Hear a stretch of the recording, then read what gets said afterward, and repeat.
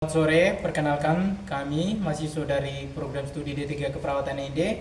Pada sore hari ini kami akan menjelaskan apa dampak letusan gunung berapi pada kesehatan masyarakat. Perkenalkan, saya Ignatius Simadui. Saya Anitandu. Saya Maria Eviana Lidi. Saya Paula Salvita Dejapi. Saya Putri Emerenciana. Saya Carmina. Saya akan menjelaskan pengertian dari gunung meletus. Gunung meletus adalah peristiwa keluarnya material dari dalam perut bumi ke permukaan akibat tekanan yang sangat tinggi di dalam gunung berapi. Gunung meletus biasanya disebabkan oleh pergerakan lempeng bumi yang menimbulkan tekanan magma hingga akhirnya melalui kawah atau retakan di permukaan bumi. Yang kedua, saya akan menjelaskan dampak gunung meletus bagi kesehatan. Dampak gunung meletus terhadap kesehatan bisa terjadi langsung maupun tidak langsung, tergantung jarak dan tingkat paparan abu serta gas vulkanik. Berikut dampaknya. Yang pertama itu ada gangguan pernapasan karena abu vulkanik menyebabkan batuk dan sesak napas, infeksi saluran pernapasan dan asma kambuh. Yang kedua itu akan mengakibatkan iritasi mata dan juga kulit, menyebabkan mata merah dan perih, kulit gatal dan iritasi, luka ringan akibat partikel abu. Yang ketiga tuh akan terjadinya keracunan gas vulkanis menyebabkan pusing, mual dan muntah, sesak berat dan bahkan kematian jika terpapar dalam kadar yang tinggi. Keempat akan mengakibatkan cedera fisik, yaitu menyebabkan luka bakar akibat lava atau awan panas. Situ akan terjadinya patah tulang. Yang kelima yaitu dampak psikologis, yaitu menyebabkan stres, trauma, gangguan kecemasan dan depresi terhadap masyarakat yang terkena dampak gunung meletus bagi kesehatan. Kasus yang kelompok kami itu, gunung berapi aktif mengalami erupsi besar. Abu vulkanik menyelimuti desa hingga radius 10 km.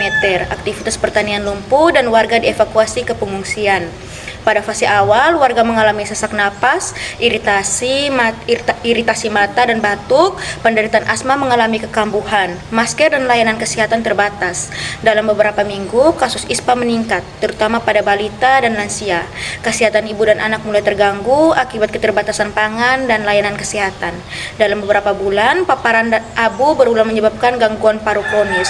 Kualitas hidup menurun. Dalam jangka panjang, pemerintah menerapkan zonasi kawasan rawan bencana, edukasi penggunaan APD, serta penggunaan sistem kesiapsiagaan kesehatan masyarakat. Baik, saya akan menjelaskan dampak langsung. Dampak langsung adalah dampak yang paling terlihat pada saat atau segera saat bencana terjadi. Dampak langsung pada masyarakat. Masyarakat yang berada di kawasan rawan bencana atau KRB menghadapi risiko fisik dan psikologi secara instan. Dampak langsung yang pertama itu gangguan pernapasan akut. Abu vulkanik yang mengandung partikel atau silika yang tajam menghirupnya dapat menyebabkan ISPA atau infeksi saluran pernapasan akut, kekambuhan asma hingga infeksi paru-paru.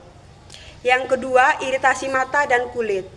Abu yang bersifat asam dan tajam dapat menyebabkan konjungtiva atau mata merah serta gatal-gatal pada kulit yang terpapar. Yang ketiga itu trauma fisik. Risiko luka bakar akibat awan panas atau wedus gembel serta luka hantaman benda tumpul akibatnya material lapil atau batu yang terlontar. Yang keempat, krisis air bersih dan pangan.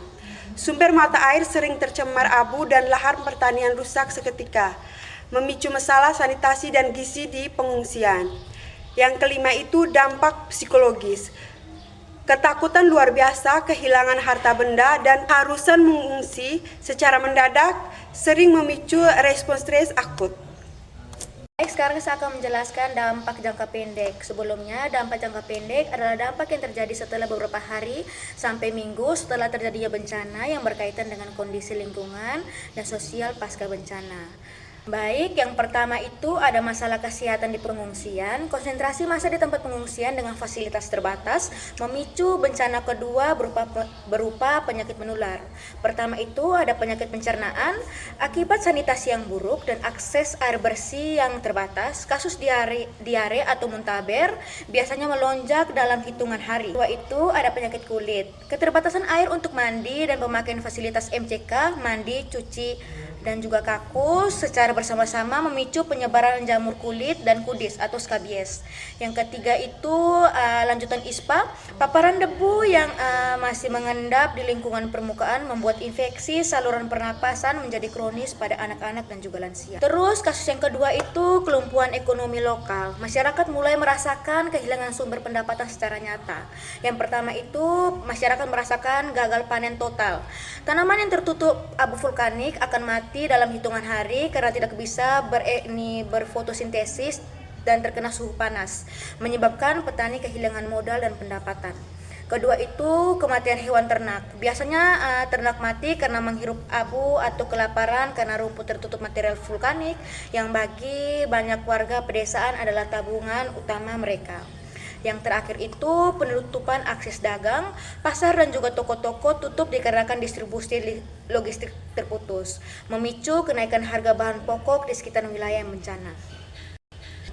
Baik, yang ketiga itu gangguan psikososial. Setelah fase shock awal lewat, masyarakat mulai memasuki fase menyadari realitas kerugian. Baik, yang pertama itu psikosomatis. Banyak warga mengalami gejala fisik seperti pusing atau mual yang sebenarnya disebabkan oleh kecemasan, memikirkan masa depan, dan rumah yang rusak. Yang kedua itu trauma pada anak-anak. Anak-anak mulai menunjukkan perubahan perilaku seperti ketakutan mendengar suara gemuruh atau enggan berpisah dari orang tua.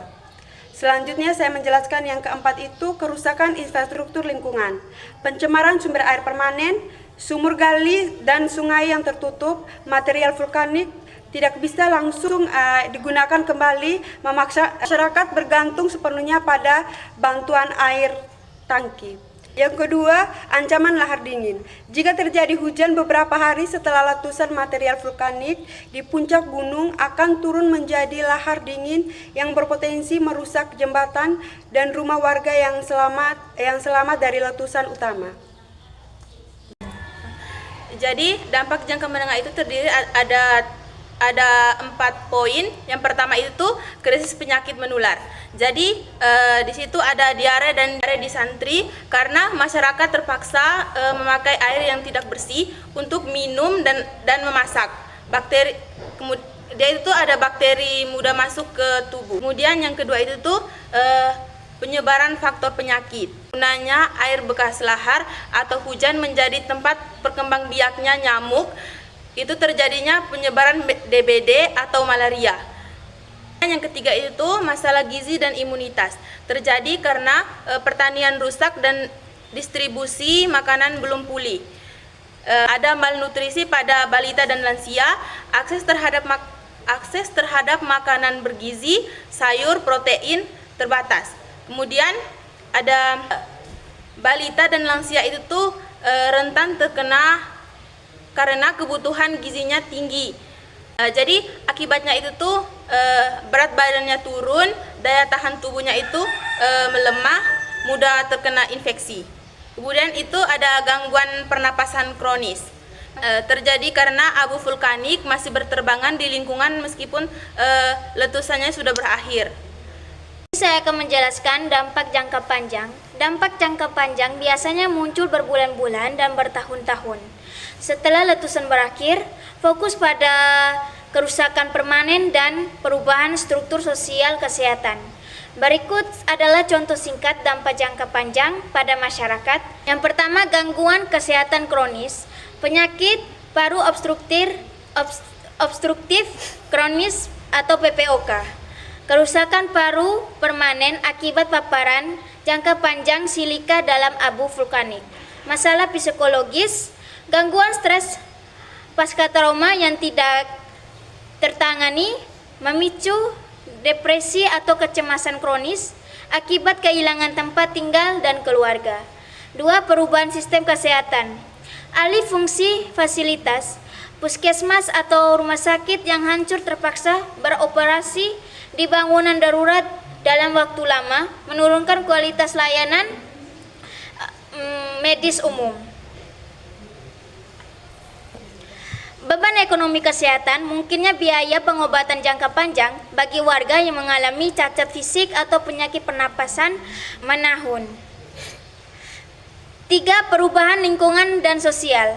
Relokasi permanen, perpindahan penduduk ke wilayah baru yang memicu masalah adaptasi sosial dan hilangnya akses ke fasilitas kesehatan langganan.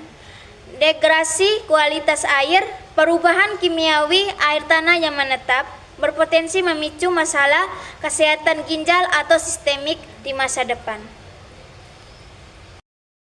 Baik, di sini saya akan menjelaskan pada fase akut atau respon cepat. Peran perawat sangat krusial dalam 72 jam pertama untuk menekankan angka kematian dan kesakitan. Fokus utama perawat adalah tindakan penyelamatan nyawa yang sakit dan cepat. Yang pertama, triase lapangan atau pemilihan korban. Perawat melakukan penilaian cepat untuk memisahkan pasien berdasarkan tingkat kegawatan darurat atau label merah, kuning, hijau, dan hitam. Ini dilakukan agar bantu medis yang terbatas bisa diberikan kepada yang paling membutuhkan terlebih dahulu. 2. Manajemen jalan napas atau airway dan breathing. Pembersihan jalan napas, membersihkan abu vulkanik yang menyumbat hidung atau mulut.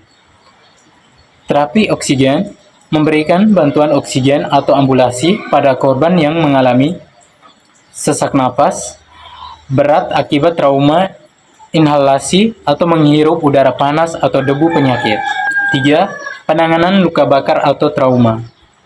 Resultasi cairan, memasang infus segera pada korban luka bakar atau awan panas untuk mencegah shock hipovolemik, kekurangan cairan.